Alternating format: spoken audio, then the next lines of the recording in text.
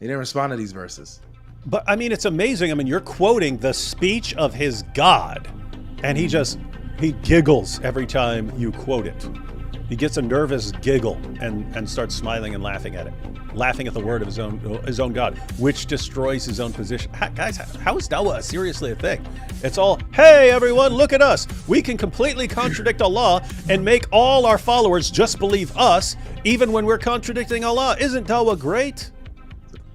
This is another it's another point where we could ask our Dawah friends. So over and over again, you're quoting Surah 2. Over and over again, he says, it's actually funny. I want to make a video just on this topic. But you've got Allah in the Quran saying that the reason you should believe in the Quran is because the Quran is affirming what you have. Exactly. And so wait, Muslims, according to your God, why should we believe in the Quran? Exactly. Because he's affirming what we have. According to you, is he affirming what we have? No. So why should we believe in the Quran?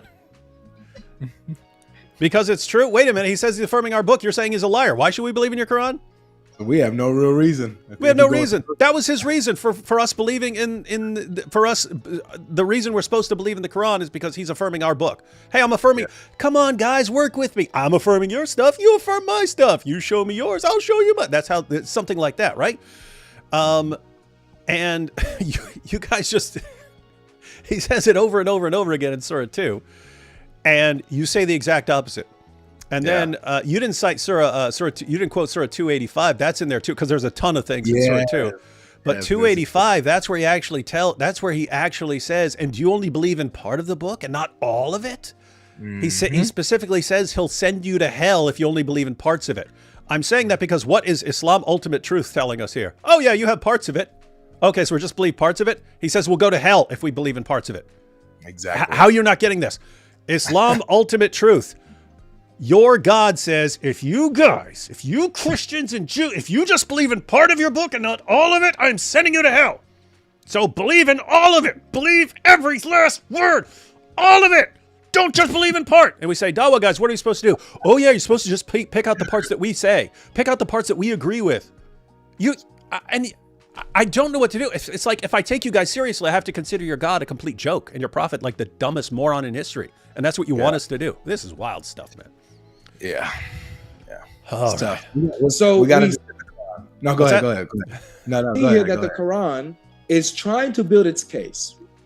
The Quran is building its case for why it's true, and why the Jews and the Christians should be convinced that it's true. They should be convinced that it's true because Allah has sent it down, confirming what they already have. It's in line with what they already have. So they really don't have an excuse to go against what the Quran says or what Muhammad is bringing, because it lines up, it confirms, it attests to and verifies what they have in their possession. The Torah, the Psalms, and the Gospel. Let's keep going. Somebody might ask though, the Quran. But by the way, I mean, very important, because I use those verses in a different way. I point out the absurdity of the argument, especially when the Dawa guys completely destroy Allah's main argument for why we should believe in the Quran. Yeah. I focus on it a little bit differently than what you just did, but you are entirely correct there. That when I use those verses where he says, believe in the Quran because it's affirming what you have, I just say, hey, he says he's affirming you, so affirm his stuff as well. He's affirming your stuff, you affirm his stuff. So, fair is fair. Something like that. And I point out how then Muslims say, no, he's not affirming your stuff. So it completely destroys Allah's main argument for why we should believe in the book. You're pointing out like the sort of deeper implication that he's saying these revelations are lining up with yours. They're the confirmation. So you have all your revelations and my revelation comes along and it's saying the same thing as yours. So you should be recognizing that it's coming from the same source and you should affirm my book as well. Yep. But that does the exact same thing. It derails what the Dawa guys say because they know our book doesn't line up with the Quran. And they say, therefore, we're supposed to throw out our book. Well, if the Quran says it lines up with our scriptures and it doesn't, and you know that, then so much for the Quran. The Quran was saying that the reason we would know it is because it lines up with all of with our scriptures. Yes. So yeah. So yes, good point there. Came though. They don't need the Torah and the gospel, right? They don't need the Torah and the gospel. It's irrelevant now. That was for the past. It's been lost. It's been changed. They don't have it anymore. Well, the Quran has already told us that it's with them, that it's in their possession. Not only that, but watch what the Quran says here in chapter 5, verse 43. It says, why do they come to you, Muhammad? Why are they coming to you when they have the Torah in which Allah... Little side note, did you just catch, John seems like one of these guys, it's very common among Dawa guys that when you bring up a point, they get like this nervous giggle.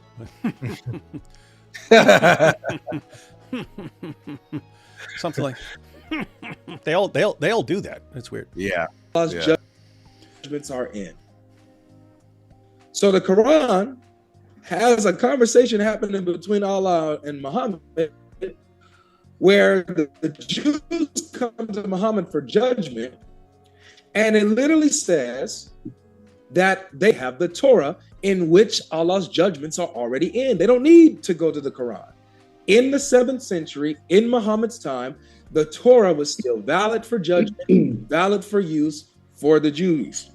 Then we keep reading, verse 47, right? After, it explains in 46 that it revealed the gospel to Jesus, right? And then it says in verse 47, it says, let the people of the gospel judge by what Allah has revealed therein. And whoever does... Look at Hamza. Yeah. Oh, this is so dumb.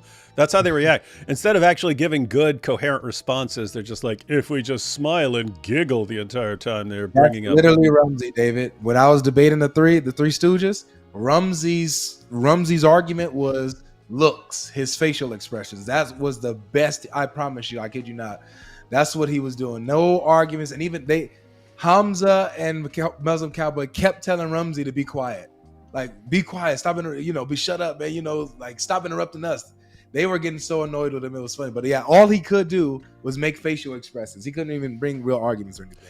And that ties right into what I was saying before, that for years they've just wanted to dismiss the argument. They'll say, okay, so you just brought up 27 verses where the Quran is affirming the inspiration, the preservation, and the authority of the Jewish and Christian scriptures, but 279, Surah 279, and then they move on.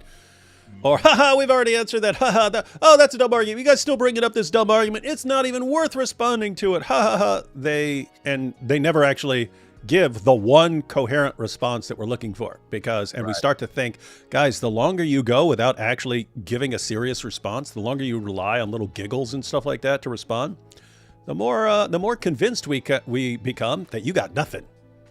Yeah, you got nothing. Exactly. Thank you for proving it, John Fontaine. Look at his smiley McSmileykin's here. By the way, there's a third thing. So hats off to him for taking part in this debate. Hats off to him for a cool beard, assuming it hasn't died or something like that. But also the name John Fontaine is pretty cool. Sounds like a 50s doo-wop singer. Anyway. Not judged by what Allah has revealed in it. They are of the rebellious. They are of the wrongdoers. So this is what we have here. We have the Quran holding Jews and Christians accountable. They are held accountable for judging according to the scriptures they have. And the reason why they're held accountable is because these are supposed to be revelations from Allah with his judgments, with his decisions. And to stray away from them, to stray away from their scriptures, shows that you're rebelling against Allah, you're rebelling against God, you're rebelling against his commands. So specifically here, we might hear, it says, let the people of the gospel judge, but judge by what? It literally tells you in the phrase, let the people of the gospel judge by what Allah has revealed in it. It's talking about the gospel. So the gospel is used for judgment. It's good for reproach. How do we know this? Let's get...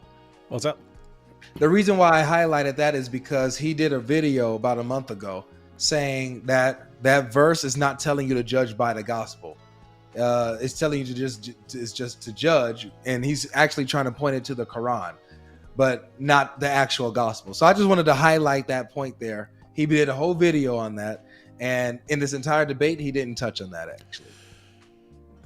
The only other possible case you can make from the context, because keep in mind, it hadn't talked about, it didn't talk about the Quran in verse 43, 44, 45, 46, 47. So if he says, let the people of the gospel judge by what Allah hath revealed therein, there are only two possibilities as far as therein, in what? Well, it just mentioned the gospel, but in the previous verse, it says that Allah gave the gospel to Jesus, affirming the Torah. So the only two things in context are Torah and gospel. The only two things that are actually in the context. So you could, when he says therein, well, he literally just mentioned gospel. If you wanted to say it referred to anything else, the only thing that you could possibly say is the Torah, because you did have that in the verses before. Exactly. Under no circumstances can you say Quran. And I have to say, if he's actually saying that, it means the Quran, then this would be exactly what we're talking about. With Allah as a terrible, terrible communicator. John Fontaine, if I came to you and I said, hey, you people of the Quran, judge by what God has revealed therein, and I'm actually talking about the Bible, wouldn't you think I'm an idiot? If I say people of the Quran, judge by what God has revealed therein, and I'm actually talking about the Bible, and I don't tell you that, wouldn't you think I'm like a terrible, awful, stupid, ridiculous communicator? I would think you tripping, man. And I would think there's something wrong with you. I probably wouldn't say it, but I think it. Yeah, and if you asked for clarification, said, hey, David, what'd you mean when you said, people of the Quran, judge by what Allah hath revealed therein, and you actually, what did you mean there? And I said, I meant the Bible. When you think, he must have misspoken there, or he's drunk, or he's high, or something like that. But there's no way he should have said those words if that's what he meant. And that's what the Dawa guys do. And then, and again, they all hey, a bunch of terrible responses somehow add up to a good one. Wow. Yep. Powerful. Dawa's powerful, man. Continue to see what the Quran says. Same chapter 5, verse 68. It says, say, O people of the scripture, you have nothing to stand on unless you observe the Torah and the Injil, the gospel, and all that has been revealed. Quick question, Avery. Yeah. How come every time you quote the Quran, he starts laughing like it's a joke? That's a good question. That is a very good question. I mean, it's also funny too, because he didn't respond to this verse either. He didn't respond to this verse. He didn't respond to 47. He didn't respond to these verses. But I mean, it's amazing. I mean, you're quoting the speech of his God, and he giggles every time you quote it. He gets a nervous giggle and starts smiling and laughing at it. Laughing at the word of his own God, which destroys his own position. Guys, how is Dawah seriously a thing? It's all, hey, everyone, look at us. We can completely contradict Allah and make all our followers just believe us, even when we're contradicting Allah. Isn't Dawah great? It's amazing. It's amazing stuff, man. This is seriously amazing stuff.